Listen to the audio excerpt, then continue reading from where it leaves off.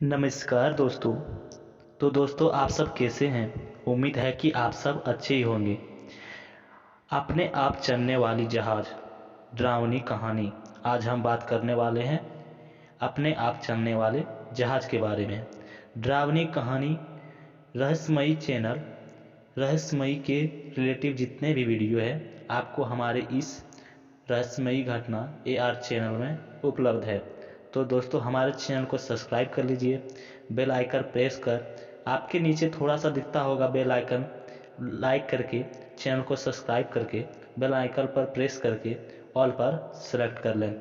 ऐसे ही नई नई वीडियो आप तक पहुंचते रहेंगे। अपने आप चलने वाली जहाज। रोमानिया के ताल्पा गांव में एक किसान की लड़की इनी एलन जुगुन अपनी दादी के घर, जो बुहाई में था, जाने के लिए रवाना हुई। रास्ते में उसे सड़क के किनारे कुछ सिक्के पड़े मिले। 11 साल की उस लड़की ने वे सिक्के उठा लिए और उसने बुहाई में मिठाई खरीदी और खा गई। जब वह अपनी 105 वर्षीय दादी के पास पहुंची और उसे यह सब बताया तो वह नाराज हो गई।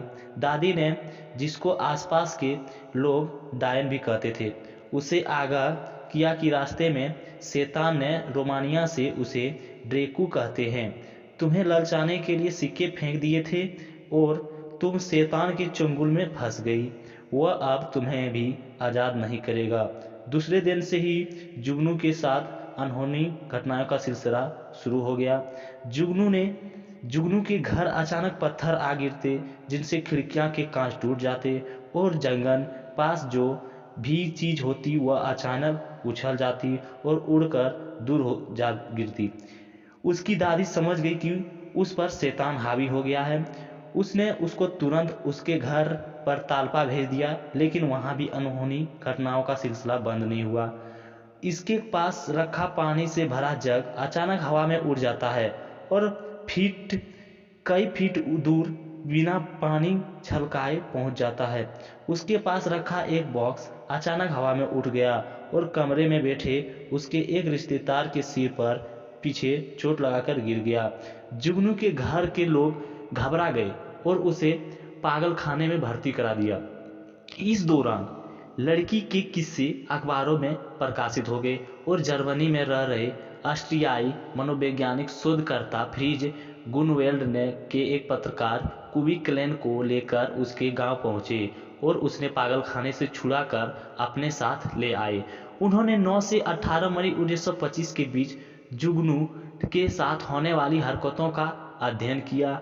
इस दौरान उसके आसपास की वस्तुओं का सरक जाना, बड़े बर्तनों का भट्टी पर से गुम हो जाना, कभी कभी वस्तुओं को अचानक लोगों पर फेंक जाना जैसी घटनाएं हुई।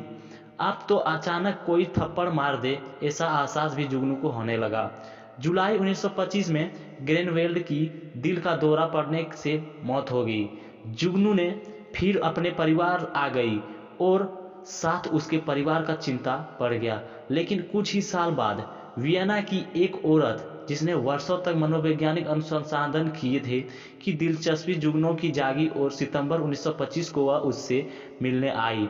उसने खुद अपने पास रहकर अनहोनी घटनाओं को देखा और जनवरी 1926 में उसने वियना, वह औरत जो विसिलोका काउंसिलर थी, उसने जुगनू के मामले पर 1926 में एक पुस्तक लिखी। उसने लिखा था कि एक बार जब मैं अपने कमरे में आई तो जुगनू मेरे पीछे थी। मैंने अचानक देखा कि खिड़की में से कोई छाया धीरे धीरे सरक कर अंदर जा रही है। फिर मैंने किसी के गिरने की आवाज़ सुनी। मैंने देखा कि कमरे में एक छोटा सा बॉक्स पड़ा है जिसने पादरियों के पहनने के टोप भरे हैं। उन्हीं में से कुछ टोप बाहर भी बिखरे पड़े थे, लेकिन मुझे नहीं पता कि वह आए कहाँ से। ऐसे ही एक समय जब जुगनू अपने हाथ में बिल्ली लिए किताबों की अलमारी के पास खड़ी थी, तो मैंने देखा कि उसको पीछे से घेरे हरे रंग की छाया निकलकर हमारे टेबल पर गिर रही है। वहाँ मुझे 3 बॉक्स दिखाई दिया। मुझे ध्यान आया कि वह तो कमरे में दूसरी तरफ खड़ा है। म्यूनिक के डॉक्टर हांस राजेबुस ने जुगनू की जांच पड़ताल की। उसने बाद में दावा किया कि लड़की झूठी है और वह जो कुछ करती है वह कांटेल की मदद से करती है, जिसने वियना के हंगामा हो गया। एक अन्य डॉक्टर हैरी प्राइस ने भी जांच पड़ताल की और उसने कहा कि इन अनहोनी घटनाओं का सिलसिला तब भी जारी रहा जब कॉन्स्टेंस मौजूद थी और जुगनू के बंद कमरे में रखा गया। पर वियना के प्रमुख वैज्ञानिक और डॉक्टर उनकी जांच पड़ताल में जुटे और उन्होंने मना की कि जुगनू की स्थिति पर में ही अनहोनी घटनाएं होती है। काउंटेस के राजनेबुस ने मानहानि का मुकदमा किया, हालांकि उस तकनीक कारणों से खारिज हो गया। यह विवाद शायद आगे भी चलता, लेकिन 1927 के 14वें जन्मदिन के जब उसे पहली मालवाहरी पहुंची तो इन अनहोनी घटनाओं का सिलसिला बंद हो गया। इसके बाद वह रूपानिया के हेयर ड्रेस का काम करने लगी और साथ ही कई अनहोनी घटनाओं के किस्से वर्षों तक लोगों को चर्चा का विषय बने रहे। अमेरिका के प्रांतों में अभिशप्त कई मकान हैं जो लोग प्रांतों के भय से हारना ही नहीं चाहते। ऐसे प्रांतों के अभिशप्त जाने जितने मकान आज भी खाली पड़े हैं। ऐसा ही एक मकान है जिसे 18वीं सदी में वर्जीनिया के एक व्यक्ति ने बनाया था।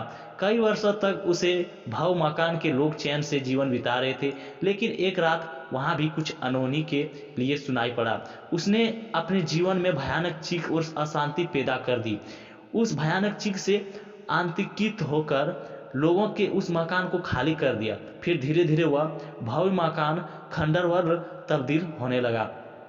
40 वर्ष पूर्व इस भव्य मकान में मरम्मत कराई गई। फिर उन्होंने लोगों ने रहने का साहस किया, लेकिन जैसे ही उन्होंने उस मकान के भीतर कदम रखा, एक महिला की भयानक चीख ने उसके दिल को दहला दिया।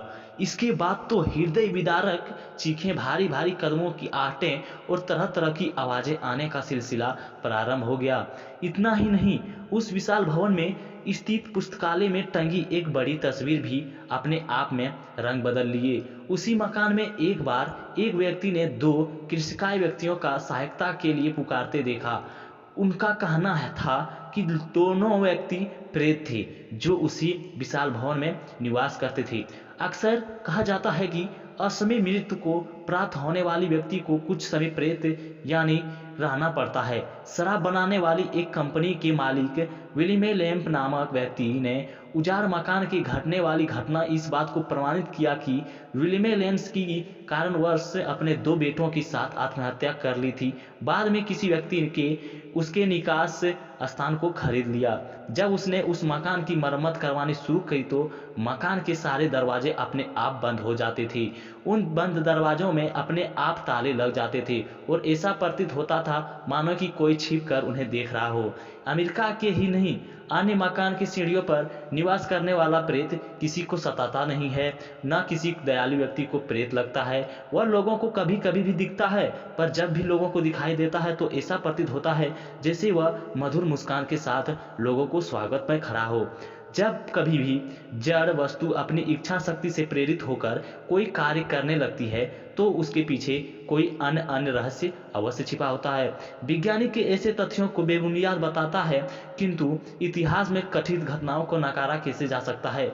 इतिहास साक्षी है कि इस प्रकार की घटनाएं पर एक नहीं बल्कि 1000 घट चुकी है। लड़की तथा लोहे बना एक यात्री समुद्री जहाज का नाम S.A. हम्बोल्ट था, जो मालवाहक में भी था। एक जहाज में समुद्री यात्रा प्रारंभ सन 1898 में किया गया था। अपने प्रारंभिक दौर की इस जहाज से सिटल से अलास्का के बीच यात्रा हुआ करती थी। यह भी एक रहस्यमयी घटना ही है।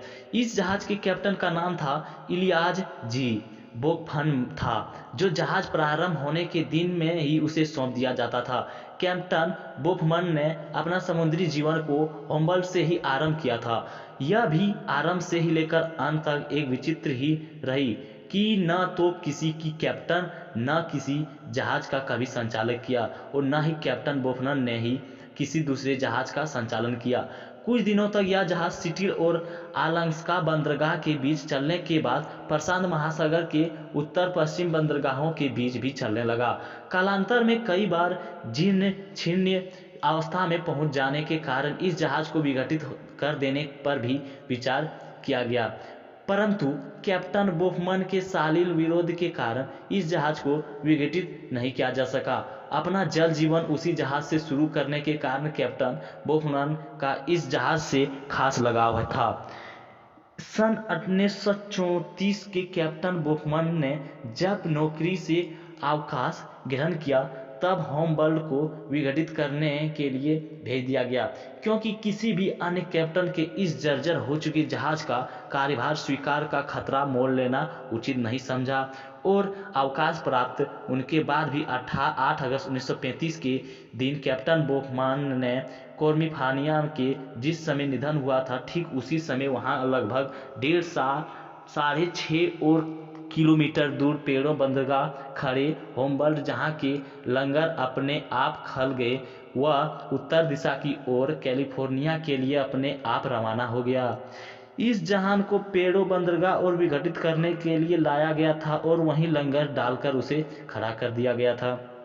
अपने आप चलने वाले इस जहाज को देखकर पेड़ों बंदरगाह और मौजूद लोग आश्चर्यचकित रह गए थे, क्योंकि बिना चालक के यह जहाज अपने दिशा में बढ़ने लगा था। लोग जब तक इस जहाज को रोकने का प्रयास करते थे यह समुद्र की काफी अंदर पहुंच जाता था। उस समय जहाज की कोई भी व्यक्ति नहीं था। बिना ईंधन की वह जहाज समुद्र में यात्रा करता रहा। एक अन्य कैप्टन की सहायता से इस जहाज को लगभग 6 माह बाद वापस पेड़ों बंदरगाह में लाया जा सका था। जहाज के अपने आप चलने की घटना की जांच के लिए जांच कमीशन नियुक्ति किया गया, परंतु नतीजा शून्य ही रहा।